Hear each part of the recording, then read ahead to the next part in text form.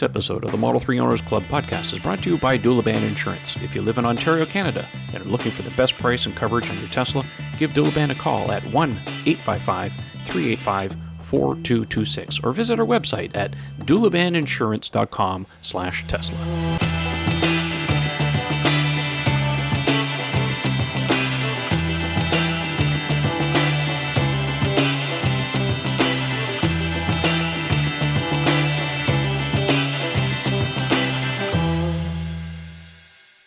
Hey everyone, welcome again to the podcast. It's that time where we talk about all things Tesla, specifically about the Model 3.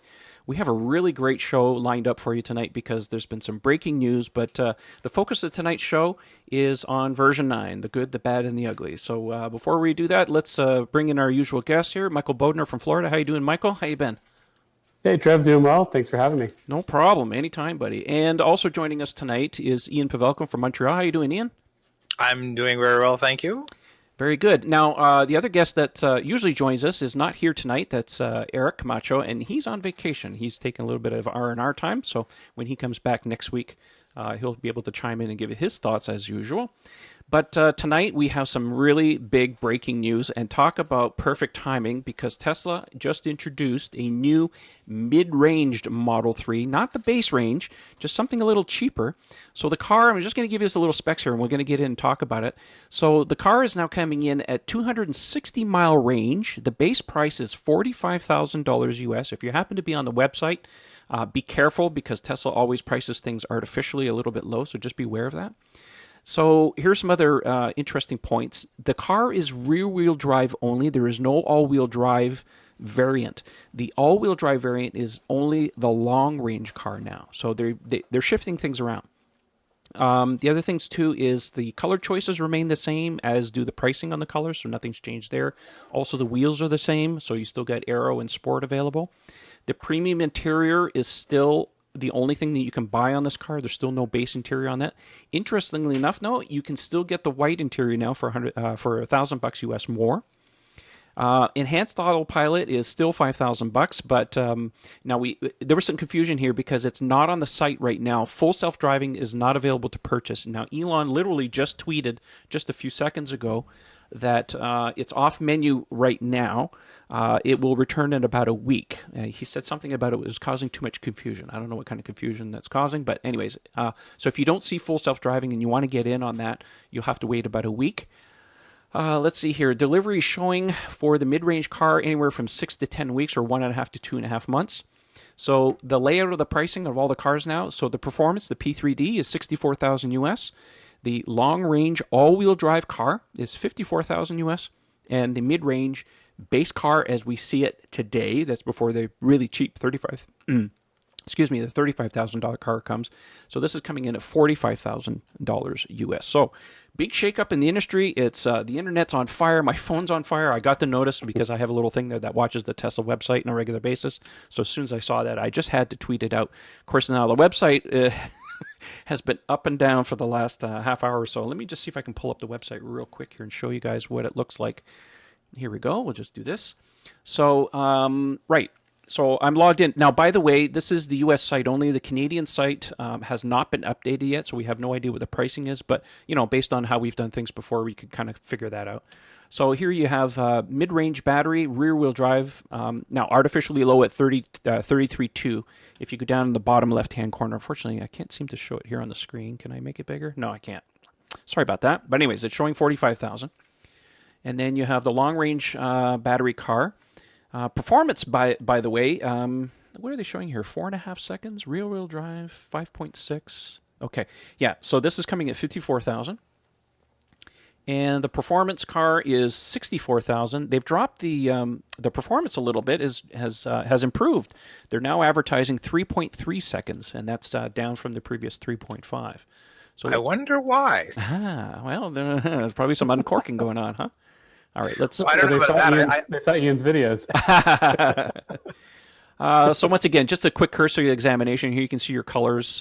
Still free on the black, 1,500 for silver, blue, or deep. Midnight silver. Silver's gone. Midnight silver metallic is 1,500. Your blue is 1,500. Your white is 2,000, and the red is $2,500 US. You got your Aero wheels for free, or your Sport wheels for $1,500. Sorry about that. And go to the interior. The pictures are finally loading. They weren't loading. So black is included, and you can get the white now for $1,000. Really like the white, by the way. It's pretty nice. Yes, Jana would know this. Right, so Autopilot is still at $5,000. You can certainly pick that. Full self-driving, again, Elon just confirmed on Twitter that it will be showing up in about a week's time. So those of you looking to order and want to get in on the full self-driving, you just have to wait a little bit. And there's your payment page. So having said that, guys, let's jump in. Let's talk about this. What are your thoughts on this? Trev, let me just say Tesla is absolutely genius. Right? You've got a lot of people waiting for the $35,000 base. A lot of them are probably going to order it with the premium package. So $40,000 car, but they're going to get half of the tax credit. Yeah. Now there's a chance to sell a $45,000 car. They're going to get the full tax credit, and they're going to make a decision over $1,250 now. Excuse me, it's a lot closer. Tesla's going to sell a lot of cars for $5,000 more than they would have sold 6 months later. I think it's genius. I agree with you 100%. 3 months later, actually. Yeah, exactly. I think, it's. Well, the other thing we have to make a point of saying this here is that, Tesla's always said on the Model 3 program that they didn't want to introduce any more complexity until they really had their production ramp kind of sorted out. And, part of the other news, too, that we were going to talk about, well, let's talk about it real quick here, is that Tesla finally hit. They've actually produced over 100,000 Model 3s already. This ramp has really taken off. This is according to Tom Randall at Bloomberg. I'll put up the little chart here so you guys can see what it looks like. So this is where we're kind of at right now. They're projecting, probably another 20,000 units or so within the next, probably month and a half to 2 months. So it's looking really good. Here's the other. This is the tweet from Tom Randall. It took Tesla 14 months to get here, but the current production rate, they'll hit the 100,000 in less than 6 months. The next 100,000 in the next 6 months. So it's just crazy. So yeah, I think it really shows that they're largely out of production hell now. Now we have to deal with delivery hell, and that's the thing that's. It's really bad. I mean, not a day goes by when I get somebody private messaging me on Twitter or through the forum, whatever, that they're having delivery problems or cancellations or delays. And it's a nightmare right now. So Tesla still has a lot to learn on how to deliver these cars en masse. And I really hope that they get the thing sorted out. Hopefully by the time, delivery start in Europe or at least Pacific Asia countries, that they have most of this thing sorted out. The logistics of this thing are just beyond, I think, their scope of what they anticipated doing. But it's encouraging. Let's see here. Now, we didn't record last week because we really wanted to delay this episode because we knew version 9 was coming. It had started being pushed out to the fleet. Now, it went to S and X first. I had mine for about a week before it started rolling out on the Model 3. So for our people that are on the panel here that have Model 3s, we decided to wait and record this week, hoping that everybody got it. Of course, everybody does now. We've had several days, if not a week now, for everybody to have experience with version 9. So again, this is the focus of today's podcast really is going to be talking about version 9 and covering all the good stuff, all the not so good stuff, and the really ugly stuff, of course. So let's get into it. I want to start off with talking about the user interface because now, on the Model 3, honestly, the interface hasn't changed all that much. You've got some new features for the most part. There's a lot of features in version 9, don't get me wrong. For us with S and X, and for everybody out there who has those cars, this is a major overhaul because what it does, it really brings the Model 3 design language, if you will, to these previous cars. Now, all of the Tesla fleet gets this new look, and I really like the way that it looks, especially on the settings page, where they've really reorganized. That was, one of the biggest sticking points I had about the car was every time I went into settings, I was always hunting and pecking, trying to find, settings and so on and so forth. So they've really fixed this. They nailed it this time. So I'm very glad for that. Let's see here. The other thing, too, that they did is along the top of the menu bar in the S and X, a lot of those app icons now have been relegated down to the bottom of the screen. We'll talk about this in a little bit, but it's in a little sub-menu.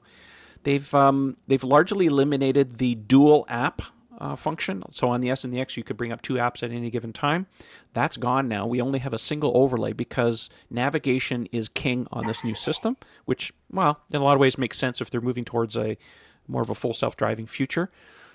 So I like that. I have the map on mine all the time. That doesn't bother me. But of course, I've had lots of discussions with people online, Twitter, forum, or otherwise, even Facebook for that matter, where people are upset because a lot of people like to have 2 apps up at any given time. And I'm saying that it won't happen in the future. If that's something you really want, press the little voice button on your car and say bug report. I've done it lots of times this week because I have certainly found lots of bugs in this version 9. So all is not perfect in Tesla land. So have you guys noticed anything about user interface changes that you appreciate? Maybe not? Yeah, I would say I want to preface anything I say where I mention like gripes with it. Overall, I love it. So it might sound like I don't like it when I mention some of the things, but overall, I absolutely love it. One thing you'll notice right away, the top row on the Model 3, especially if you use the satellite map before version 9, was really hard to read. Not just because time and temperature was off to the right. I think the font might have been a little bit smaller. What they did, they definitely added some kind of gradient, a little bit of a gradient, so that the font doesn't bleed into the map if you've got something with a light background. Mm-hmm. So it's a lot easier to see the top row. I definitely appreciate that. My wife and I were just talking about it today, actually. I think the music controls are a little bit worse. A little more hunting and pecking to find things like switching between sources is not as intuitive as tapping on it right from the minimized tray. The thing that's taking the most getting used to, and I use the voice controls a lot, but I don't like phone being 2 taps away. I wish they could find a way to make the phone not in the app tray, just like music. I mean, the 2 things I do the most in the car are phone and music. Mm-hmm. I'd like those to be 1 tap away. You could bury the calendar, the energy, the browser. I'm okay with those being 2 taps away, but I think phone, we got to find a way to get phone somewhere else that's easily accessible. Yeah. Overall, though, I absolutely love the way it looks. Yeah, I agree with you. My biggest gripe on my end is the media player. The media player for a lot of people has just been wonky for a long, long time. And yeah, they've made some improvements, but it's still not 100% right. The biggest issue that I have on mine is as soon as I unlock the doors on the car, the media player comes up. And, for me, when I want to use the media player, I'll bring it up. Thank you very much. I don't need it to be in my face all the time. And here's the other thing that's driving me crazy is that if I hide it, so I get in the car, unlock the car, I get in, the media player comes up, okay, fine. I minimize it. Everything's all hunky-dory. The moment I put it in the drive, the bloody media player comes up again. Like, really, guys? Give me a setting. Like, if I want to hide a function on the user interface, put it in my profile somehow. It's not rocket science. Like, put a setting in there so that if I hide the media player, stay bloody well hidden. So, ugh. Have either of you experienced the streaming basically having a loading fail every time you get in the car? Oh, yeah. Yeah, it's bad. Okay. Yeah, it's bad. Yeah. That happens all the time. Like 50% of the time I go to call up, something on the streaming and it just goes load error and like load error. 50% of the time it doesn't work anytime. Yeah. Yeah. Pretty much what it comes down to. Yeah. They've also had a lot of network outages. I think just a couple of days ago, I had a big network outage. Of course, a lot of people were complaining they couldn't get into the car.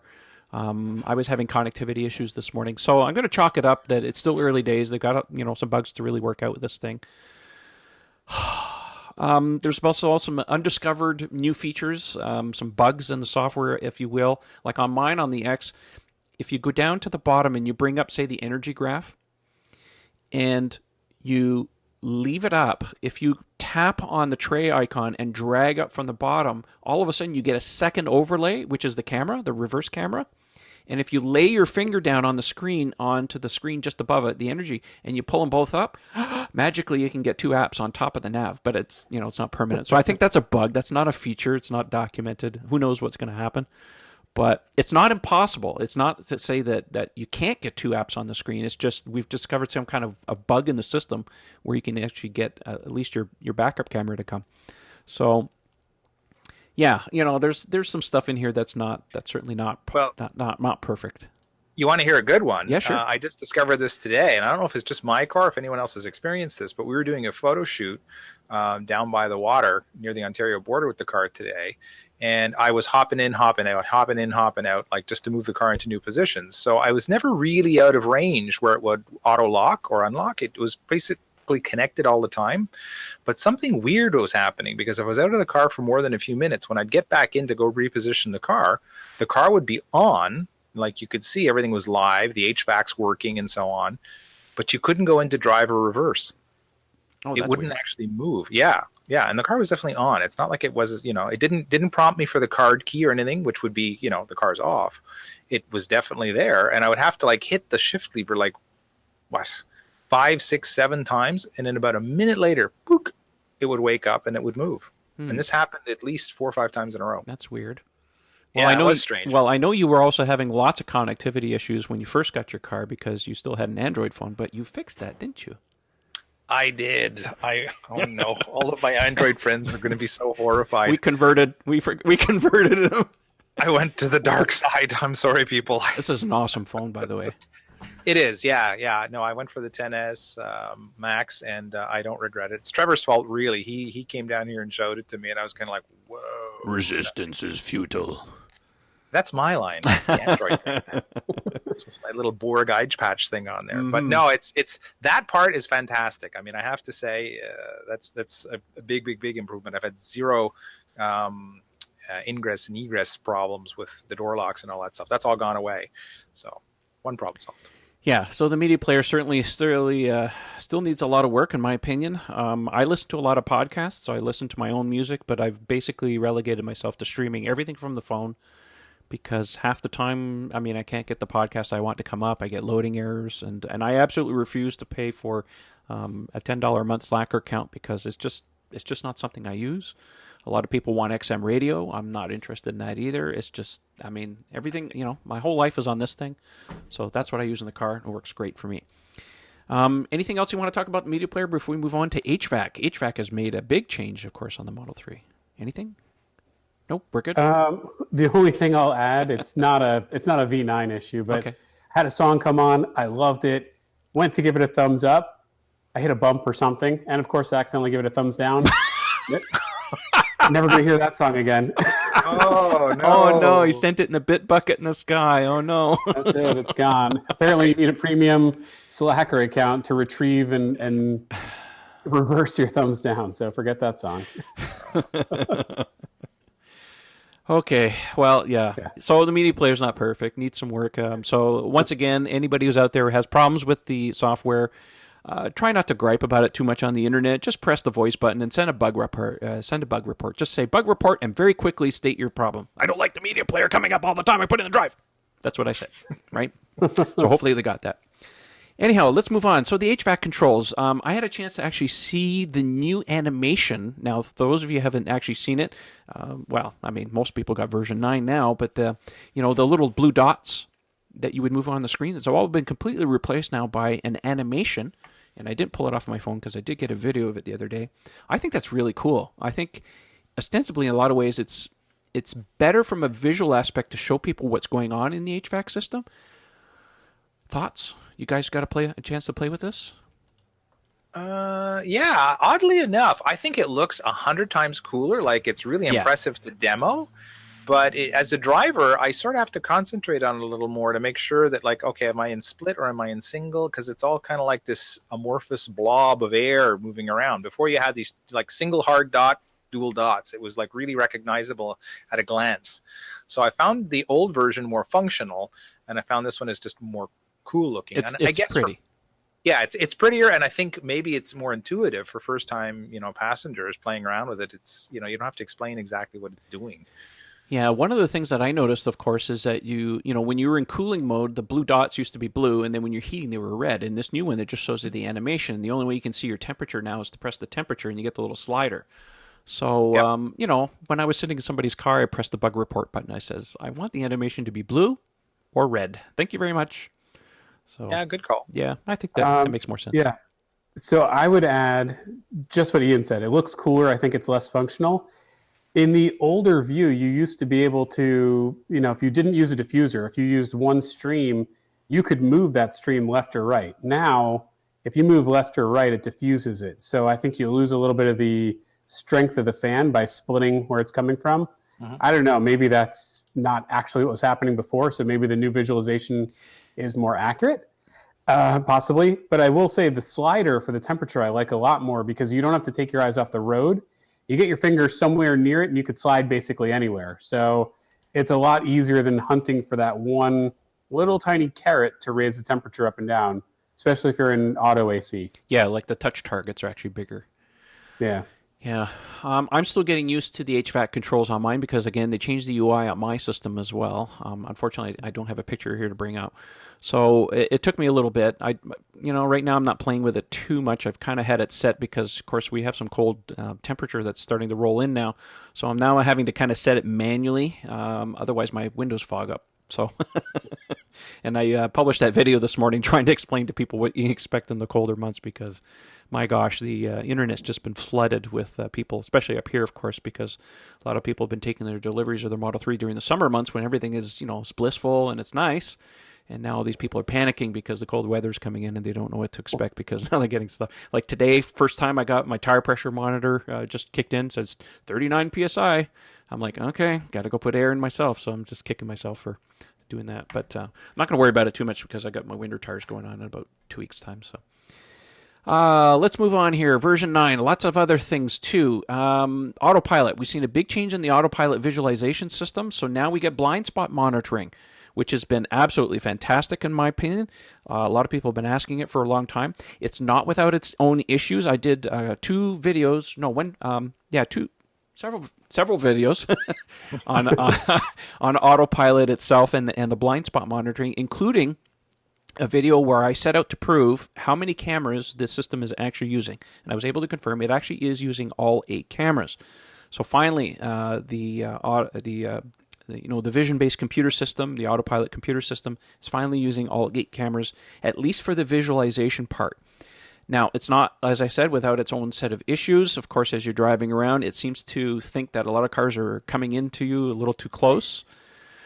So, yeah, there's some work going on. I think what's happening here is that what we're seeing essentially, now, if you've ever seen one of these vision-based systems, the neural networks, they draw bounding boxes around all of the objects that they see. And it tends to be a little bit jittery. So I'm thinking, in a lot of ways, what we're seeing here is a direct feed from the neural network. And I think, look, I'm not a programmer for this kind of stuff, but I think Tesla should maybe introduce a bit of, not latency, but maybe some smoothing or some filtering in there to keep it from being so jittery. I think it would help a little bit with the visualization. I mean, don't get me wrong. I'm very glad that we finally get this. The other thing, too, we'd really like some audible or maybe some haptic feedback. Right now, I find it distracting to have to look down. On the Model 3, maybe it's not so bad because, of course, the screen is a little bit closer to you and it's out of the way. But the way I have my steering wheel kind of positioned, I have to keep it just up enough so that I can actually see the speed and stuff. So just the way I sit. So maybe it's just me. A lot of people, maybe not so bad. What are your thoughts on the blind spot situation? So I would say, well, first of all, good, bad, and the ugly episode, right? Yeah. The ugly, unfortunately, I got an error message on the way home that I've lost my surround cameras, so it's gone now. Oh, no. But I have feedback from the first week. I actually really like it. When you're in Autopilot and you flip on the turn signal, the car will not try to kill you. It will show you the broken lane line, like it's going to switch lanes, and then light it up in red, acknowledging that there's a car there. And as soon as the car clears, it'll make that lane change. I really like that. Before, I feel like it didn't necessarily try to kill you before, but it might start to go and then come back. So I really like that. I'm with you on the audible or the haptic alert. While it's not necessarily annoying on the Model 3, it's also out of the way. If you're not in Autopilot, you can't look down and to the right to see what's in your left blind spot. That's just never going to happen. Yeah. So I think it's a big step in the right direction.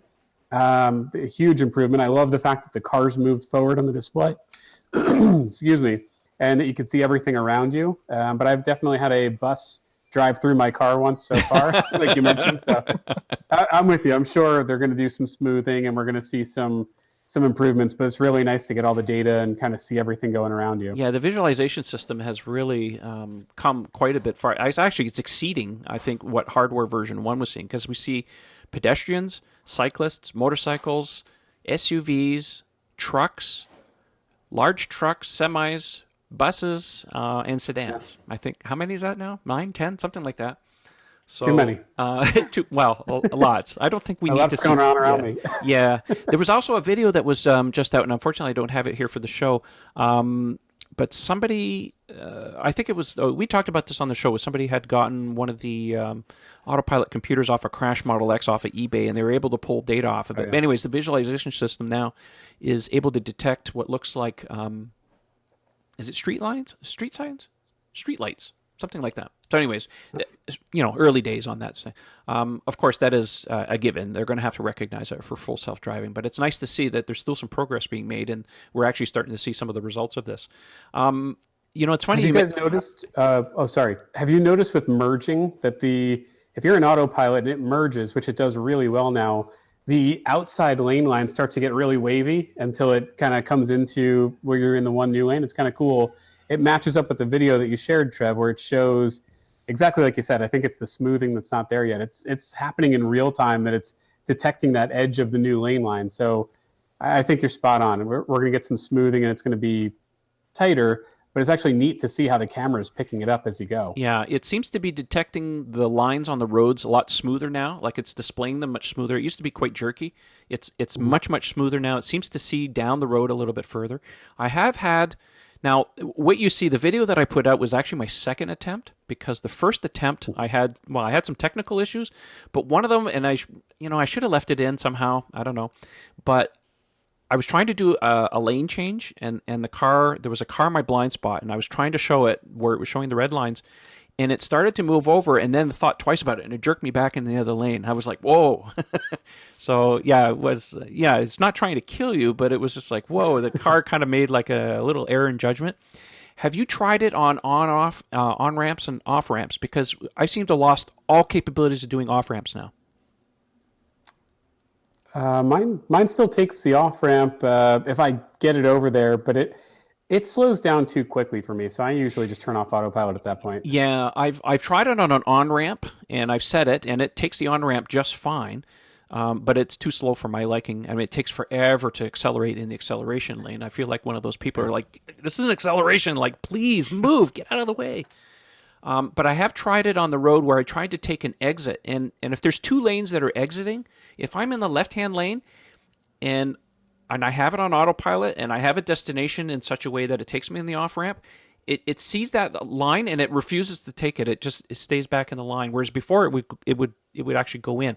It works if I'm in the right-hand lane all the way over, and it has that line to follow, and it keeps going.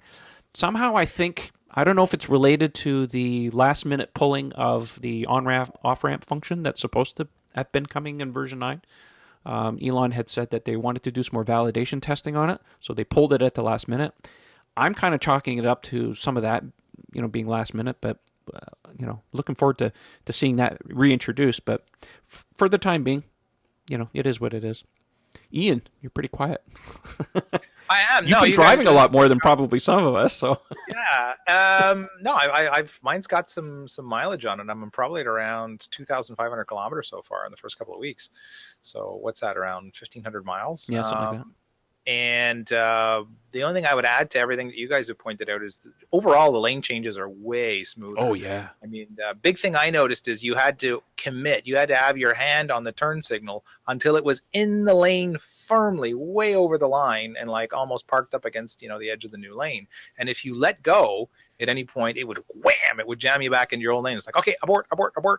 And it doesn't do that anymore. Like as soon as you crossed over the dotted line, poof, it just keeps smooth. And the other thing that I love, which is a super OCD thing, and I don't have many of those, but it would hang on to the turn signal forever. Like you'd move into the lane, you'd let go, and it'd be like tick tock, tick tock, tick. No, we're here now. It's okay. You can stop signaling. Tick tock, tick. Oh, okay. Like enough already. And now it's like the second you lay off, poof, so the whole experience is a lot smoother.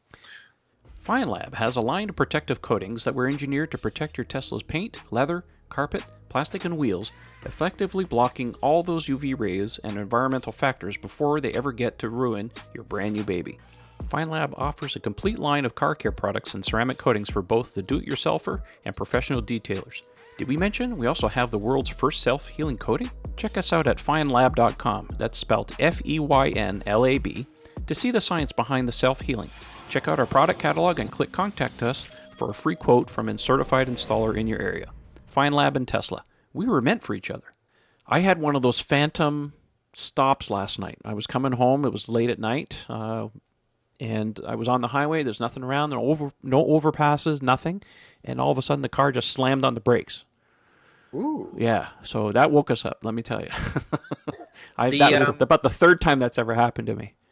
That super early VIN car I rented in San Francisco did that frequently when we were on I-80 going to the Gigafactory and back. Like, it seemed to hate the combination of an uphill section with an overpass. It really didn't like those. It would dive for the brakes frequently, and mine almost never does that. There's a section of Highway 40 here that's under construction, so there's barriers right up to the edge of the shoulder line. And it did that to me. It had a truck tight in on one side, the barrier coming on the other, and it just kind of freaked a little, like, and it nailed the brakes. Yeah, that's one of the only times it's ever done that. Other than that, it's been super smooth. I've had, I think, maybe one phantom event the whole time with the car. Okay. You're living on the edge, using it in a tight lane with construction on one side. That's Quebec, my friend. If I didn't avoid, other than that, I'd never get to use it. Exactly. There are two seasons in Quebec. It's called summer and construction. Pretty much.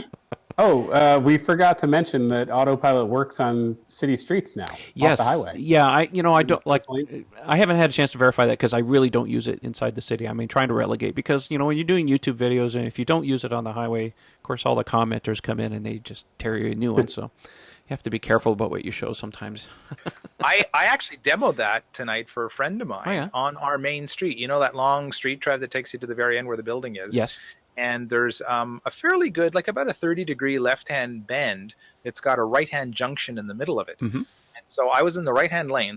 And it's a 4-lane road, so 2 lanes either side. So it's following the dotted line. I'm in the right-hand lane. And I put on the Autopilot to demo him. And I'm like, I've never actually tried it here. Let's see what it does. So, of course, the right-hand line for the bicycle path on the right disappears for this road coming in on the right. And it's right in the middle of the corner. And the car decides, I'm just going to keep going straight. So now it's going basically for the sidewalk, which would be the merge point on the other side of the road. And it's like, okay, we better take it the other way. And then all of a sudden, bitching Betty comes up, warning, pull up, yeah. Whoa. What'd your passenger think? He's like, well, that's not very good. Okay, setting a bad impression right off the bat. Way to go. Yeah. No. That's okay. It's my buddy Mike. He loves the car. You took him for a ride in the X, actually. Yes, I remember Mike. Yeah, that's him. Yeah, so he gets it. It was that was a real torture test. I said, let's see what it's going to do. It's like, no, it doesn't like this. But I mean, I was setting it up to fail. That's like clearly a situation that even if you didn't know the area too well and it was a really rainy night with bad visibility, even as a driver, you'd have a hard time deciding, well, should I be going right or going left here? Yeah. Well, it's just really showing that, Autopilot's making a lot of improvements, and this one's a big one. I mean, this is the third one that I've seen this year where the improvement has just been incredible. So, it's looking even more promising. Let's talk about some other stuff in version 9. Who's had a chance to play with the video games? Me. Tesla. Oh my gosh! I failed miserably at my first few attempts, but it's kind of fun. I mean, it's kind of a neat little thing to show people. Have you guys, actually spent any time in it? Any high scores, anything like that? That was the very first thing I did when I got V9. It was like literally, it was like 5 a.m. I'm getting the alert, there's, update available. Of course, run down in the house coat like an idiot outside, flick on all lights, jump into the car and, wait for it to finish uploading. And I was doing asteroids. I was doing lunar lander. I'm a lunar lander ace now. I think love lunar lander. I'm better. I sucked as a kid at that game. It was terrible. Now all of a sudden I'm acing it. Yeah. But yeah. It's so much fun. I'm a little disappointed we didn't see pole position. He did mention pole position at one point. I mean, yeah, they can add it in the future. That was the one I was kind of looking forward to. The one I have the most trouble with is Missile Command. I'm not getting any sound at all. You guys have sound in Missile Command at all? Yeah, I've got sound, but I'm not good at that game at all. Yeah, Well, neither am know. I. Yeah. I just thought it was interesting that I couldn't get sound for the life of me. Well, you want to hear a funny one? Just talking about media player errors and weirdnesses. When I demonstrated the games to Mike this evening, we didn't have sound for Lunar Lander because all of a sudden the media player kicked in and it was playing music. Oh, weird. Yeah. And that was probably because you guys must have had this where it tries to re-index the USB key. Oh, yes. A huge amount of files. So I think it finally woke up and said, oh, that's it. I've got it. Let's go back to the song you were playing. And it just banged in there. Don't make a mistake like I did and buy 256 gigabyte USB key, put my whole iTunes library on it thinking, I'm going to be that guy. I'm going to have all my music with me. You stick it into the Model X with a first generation MCU, and it indexes for literally over 10 minutes every time I got in the car. So, yeah, that was, See ya. Not going to happen again. I'll use my phone, thank you very much. Yeah. Oh, gosh. Well, speaking of which, if we're done with the video games, let's move on to the next part because it kind of ties in with the USB thing we've been talking about, Dashcam. Now, there's been a lot of noise made about this Dashcam feature in the Model 3, and I've did my part and did several videos of testing it and comparing it against my BlackVue 650 that I had before. I've just upgraded to the new 900S, which is a 4K. And you know what? I'm just going to put my opinion out there. I'm glad that Tesla has done this. However, as a first version, it's really lacking. Now, I knew... I had this gut feeling that right from the beginning that the Dashcam function in the car was going to be very subpar, and I just felt like, a lot of people are going to be waiting for this thing. They haven't been buying Dashcams in the hopes that Tesla's implementation was going to be good or better, and I was always like, man, you've never seen OEM stuff before. It's pretty bad. And, after testing it, I'm glad I have a BlackVue. Let's just put it that way. Now, don't get me wrong. I'm glad that Tesla's put it in. There's lots of room for improvement, but there are several things that bother me about it. Now, someone here had sent me a clip. I'll play it here. There's no sound, of course. There's nothing of interest on here. But this is coming from a Model 3. Now, I've tested it on my Model X, and one thing that I noticed, and we'll talk about some of the specs on this for people who don't know. On my Model X, it would drop frames every time it writes a file. Now, let's just talk about it. It uses... Okay, so you need a USB key that's at least 2 gigabytes in size because it only saves 1 hour of video. Each one of the clips is 1 minute long. The clips are about 29.9 megabytes, call it 30. The resolution is 1280 by 960, so it's a 4:3 aspect ratio. It's not widescreen. There's some color filtering going on. So I think the filtering is really for autopilot detection, not really for the for the Dashcam function. So on my Model X, it would consistently drop about 3 seconds from every clip that it would save. Now, I'm chalking it up to the first generation MCU that I have in my car, just not being fast enough to be able to write onto the USB key. I've tried several different USB keys. Doesn't seem to make any difference. The size, USB 2, USB 3, doesn't make any difference. I'm consistently getting dropped frames, which in my opinion, if this is going to be a critical safety thing, I think that's unacceptable. My BlackVue doesn't do that. Now, it's less of a problem on the Model 3, and I'm going to chalk that up to being a faster MCU in the car. It has the new Intel chipset in it, so it seems to be... Now, it's still dropping frames, but it's not 3 seconds. It's probably 2 or 3 frames, so I'm going to call that a little bit more acceptable. Let's see here. What else? No cloud features, so you cannot access the video from over the cloud. It has to be, you got to pull it from the USB key. The release notes don't make it very clear that unless you're very careful, and Michael, I'll let you speak on this. Let's just stop the video here. I think we've seen enough of this. I was really enjoying that. That's a pretty little... It was peaceful. Yeah, well, let's get in on this. Michael, I want you to chime in on this thing because you've done quite a bit of testing on this thing, and tell me your thoughts as far as the Model 3 is concerned with this and the user interface thing, specifically tapping the icon, because there's some stuff in there that people don't know, and there's been a lot of reports on the forum from corruption and so on and so forth. So take it away, Mike, and tell people about your observations. Sure, and before I answer exactly what you want me to answer, I'll say I'm the opposite of Trev. I've never had a dash cam before, so this was kind of my introduction into dash cams. I like it. But I put a video on Twitter about a person who cut me off just kind of for I saw fun. that. Like, oh, look, I've got this video. if I wanted to do something with that video, I noticed I couldn't even make out the license plate of the car that was literally right in front of me. So Yeah. the camera is going to be good if there's a bad accident and you want to kind of show what happened. But if you need perfect, like I'm going to use this in court type evidence, yeah, I probably want to get in on the BlackVue. But as Trev was mentioning, so a lot of corruption. I've got a 64 gig card, formatted properly, everything's fine. Noticed that each next day I'd get in the car, instead of having that red recording circle, I'd have a gray X. And there's a lot of tweets and a lot of posts on the forum about it. Yep. Take out the card, bring it back inside. You could either repair it or reformat it. It takes 2 seconds, so I would just reformat it, put it back in, it's working, and then again the next day or maybe even the next drive, it would happen again. What I didn't know, and I saw this on the forum, so I tweeted about it, is before you get out of the car, hold the dash cam icon for about 3 seconds. You'll see it flash under your finger. Let go, and instead of having a red dot, you'll have a gray dot, and that puts it on pause. All I can tell you, after 2 days, I haven't had corruption again. So I don't, not a long enough test case. I wish we had a couple more days before recording this to say for sure. But 2 days without corruption feels a lot better than after every single drive. So I think that might help. I'm positive Tesla's going to have a fix when the car powers down, find an elegant way to stop writing to it, because there must be something funky happening right when the car basically turns off and you close your door. I agree. I agree 100%. Yeah, they have to fix this because, you can't be, on the technical support line with people telling them how to reformat their bloody USB key every day. I mean, it just doesn't make sense. So, yeah, I'm going to chalk it up to, early days and bugs. The other thing, too, we have to make a point is that the Tesla Dashcam does not have a parking mode feature. Now, it's not to say that it won't record for a little while, but it won't do the overnight thing. Like on my BlackVue that I have, mine has a cloud-based feature in it. So when I come home, it automatically hops onto my Wi-Fi, and I can access the videos from my phone anywhere that I have Wi-Fi access.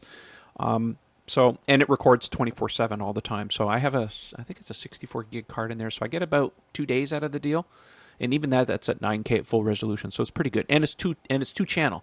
So I got a camera in the back and a camera in the front. Speaking of which, I know where you're going with this. If you look at the file names on the Tesla Dashcam, it always labels them as front. So that leads us to believe that we may see a rear camera.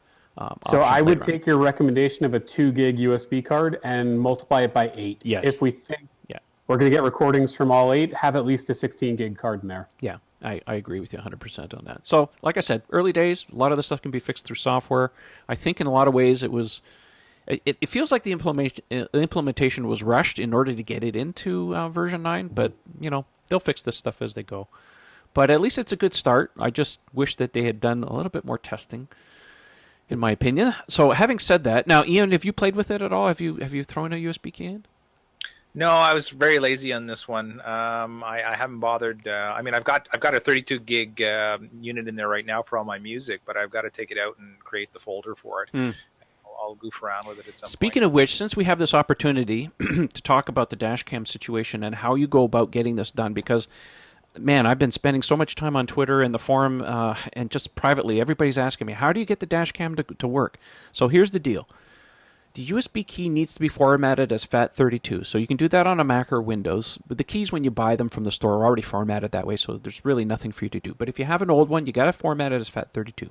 The second thing you need to do is you need to create a folder at the top level of the USB key, and you have to call it Tesla Cam. One word, no spaces, capital T, capital C. Okay. If you name it anything else, the system doesn't know where to write the files. So if you haven't got your Dashcam to work, that's what you need to do. Folder at the top level, Tesla Cam, capital C, capital T, capital C, no spaces. The other thing you cannot do is put music on the drive on the same level. Don't do that. I did some testing where I was able to take a USB key and I formatted it 2 partitions. So one of them I just called it music, and the other one was Tesla Cam with the folder at the top level, and I was able to put some music on one partition and have the camera record on the other. I don't recommend that on a regular basis, but for those of you who are a little bit hard up on space, or maybe you have a Nomad or a Jetta wireless charging pad, and maybe you don't have a USB splitter, because that's the other thing too, Michael? You know, if you're going to do all these kind of things, you need some kind of splitter, because especially on the Nomad pad, it needs to use both cables to charge that internal battery. So of course, really important point on that for everyone out there who doesn't have something like a Nomad pad or a Jetta pad. If you get one of the splitters, you'll find that most of them, I did a video on this also, the splitter that I gave in my video, one side's power only, one side is power and data. Correct. You need the power and data for the USB card, obviously. But on the other side, power alone won't charge something like an iPhone directly. You need data as well to charge an iPhone through a hardwire. So it'll work to charge your cheap pad for wireless charging, but on a hardwire, that solution will not charge your phone directly. Mm-hmm. So make sure you guys know about that. Yeah, good points. So speaking of which, and I'm going to put a little bit of a plug on something that's going to be happening here. Starting on October 22nd, we've been able to arrange something with the Dashcam store through our forum. We're having another Dashcam group buy. We did this, was it last year? Early last year. Hugely successful. And I figured, you know what? I had a feeling that some people might be a little bit upset with the Dashcam functionality. Maybe people wanted something a little better quality. So I reached out to the folks and I said, I'm interested in upgrading. And they said, hey, why don't we do another Dashcam group buy? And I said, sure. So starting October 22nd on our forum, you have to be a forum member. Because we have a post up right now. This is what the graphic looks like right now. We will have discount codes available on the site starting on October 22nd. It is a 20% discount on the BlackVue 750S single or dual channel, or the 4K model, which is the 900S single or dual channel model. So if you're interested in getting this, maybe you're upset with the Tesla one, you want something a little better, whatever, now's your opportunity to be able to get one. It runs for a week, so it'll run from October 22nd to the 29th.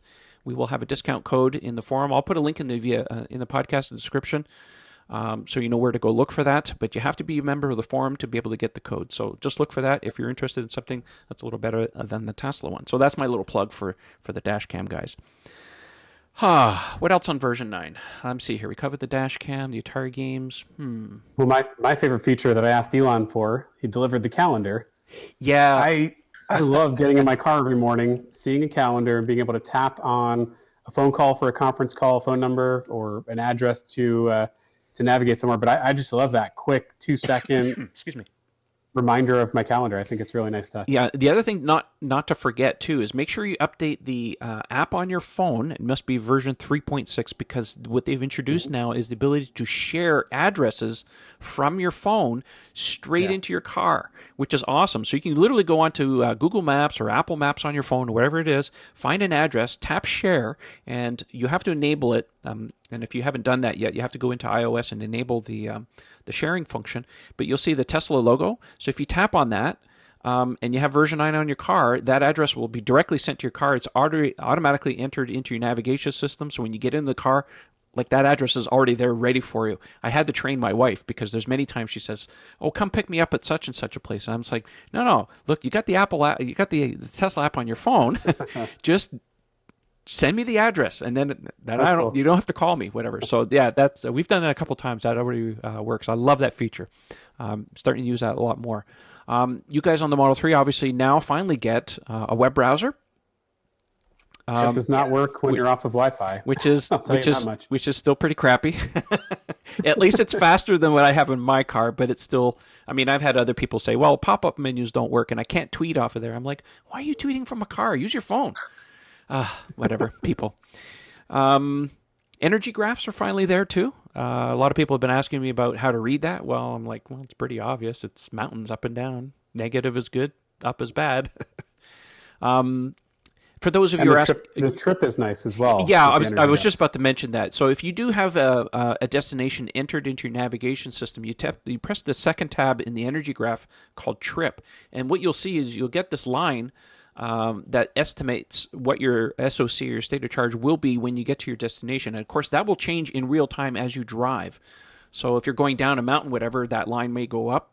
Sometimes it may go down. So it's it can be handy for the times, let's say in the colder months, and I have used this in the colder months when I'm going on a trip and I got a destination typed in, and you're playing well with the HVAC and you're not too sure how fast you're going, and so on and so forth. So it gives you a real life estimate on your progression as you go, so you can make educated choices to whether you should slow down.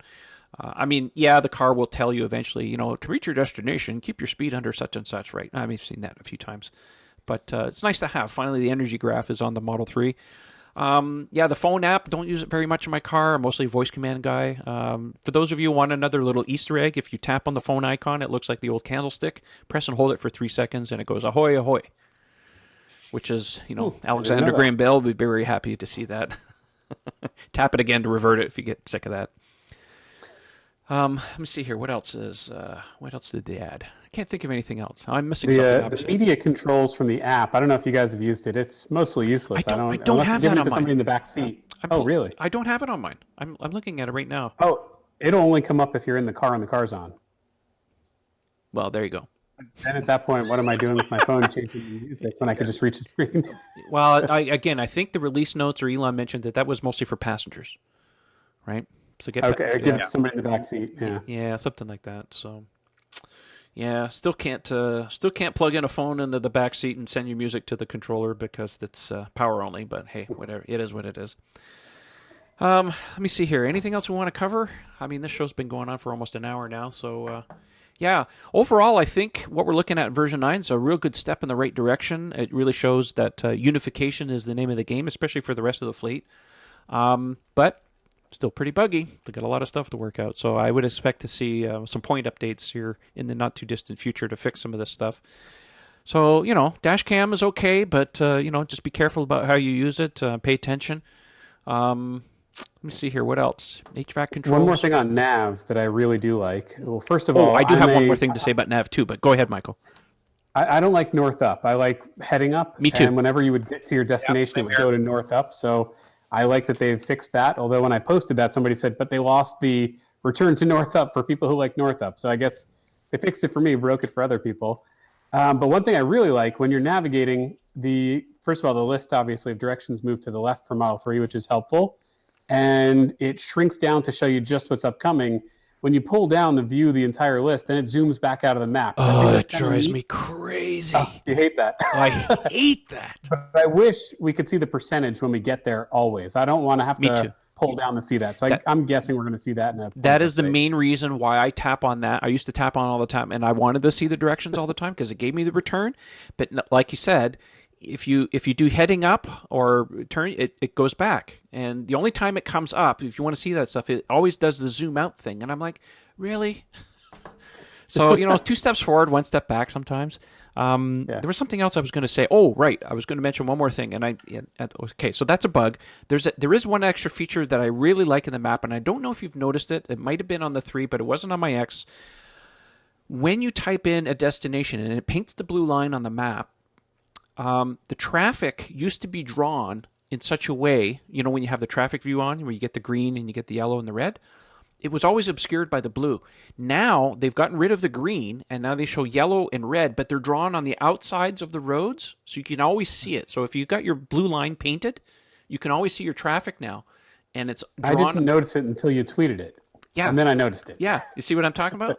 So now you can actually see it better. It used to be driving me crazy all the time because when you had the nav in there, and let's say you wanted to see the traffic and your nav was painted on top, you could never see it. It was all obscured. So they've made a change it now.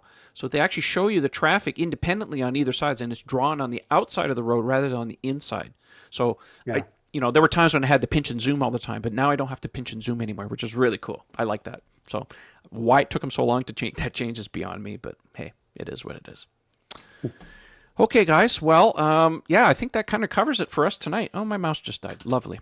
I got one last funny story for our listeners that ends well, but it certainly didn't feel like it at the time. I was heading down the highway out to our photo shoot location this morning, and all of a sudden the pickup truck in front of me is throwing up some what looks like little bits of gravel or something like that. So I'm going to move out of the way, and then I realize it's not him. It's this giant 10-wheel dump truck in the right-hand lane. And something's pouring out the back of the dumper underneath the door, and I'm like, "Oh my god!" So as soon as the pickup moved out of the way, I just gunned it to get past it. But the whole time, I was getting like machine gun pelted with whatever coming out of the back of the truck. It was like all across the windshield. And that's only the stuff you can feel. You imagine all the sandpaper that's all over the front of your car now. Right. So anyway, we get to our location, and I'm almost afraid to look at the hood. And I look at it and it's like, oh my God, there's these little white spots all over it. It's like I've just chipped the crap out of the whole front end of the car. I was just about ready to jump into the lake. And then I get down and I look at it really closely and I start scratching away in it. And I realize, no, I'm not seeing the primer underneath. This is residue on top. I'm thinking, what the hell was he dropping that it's leaving this kind of yellowish gray residue? Mm-hmm. So I crawl under, and then the girl from our marketing department with our crew looks at it and says, Ian, the whole front grill of your car is covered in corn. I'm like, what? Sure enough, we crawl down, and I'll tweet this out. I'll tweet a picture out later to show you Please this. do. But yeah, the whole front end where the louvered grill is underneath inside the bumper is covered in niblets. The thing was dropping frozen corn. Thank God. Well, at least it's biodegradable, right? It is biodegradable, exactly. And it left no marks, no permanent marks on the paint. But what the hell, man? That was one of the stranger ones. So now you're going to budget for paint protection film? Oh, yeah. That did it. That was almost, like, the paint protection company should pay these guys to drive around dropping corn. Wow, which I don't know won't about that. obviously harm the car, but they'll scare the crap out of you. Yeah, that's literally my biggest fear. I avoid trucks at all costs. Like, let somebody else, let the guy in the Mercedes take the hit. I'm not interested. Like, I'll get around the trucks or let somebody else take the hit, because the last thing you want is your baby doll scratched up. Oh, yeah. Well, no. I'll tell you. Well, folks, that's it for the end of the show. I hope you really enjoyed it. Don't forget to like, share, and subscribe, no matter wherever you're watching, whether it's on YouTube or you're listening on your favorite podcast app. Thank you very much. A little tongue-tied here tonight. Want to say a big thank you to our Patreon sponsors. They are the ones that make this happen.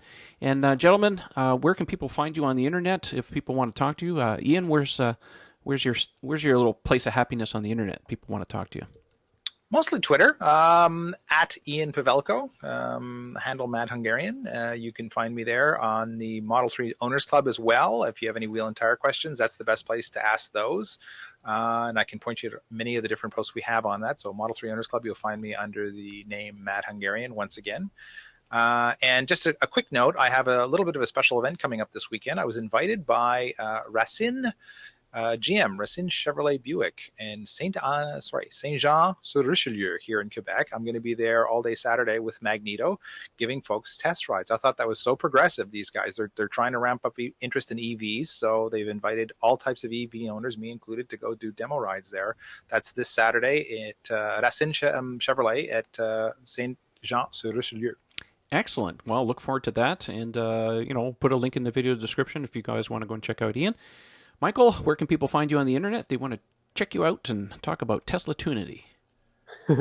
Well, before I tell you where you can find me, I want to say a big thank you to Trevor. For those of you who are on the forum, obviously you noticed the big upgrade.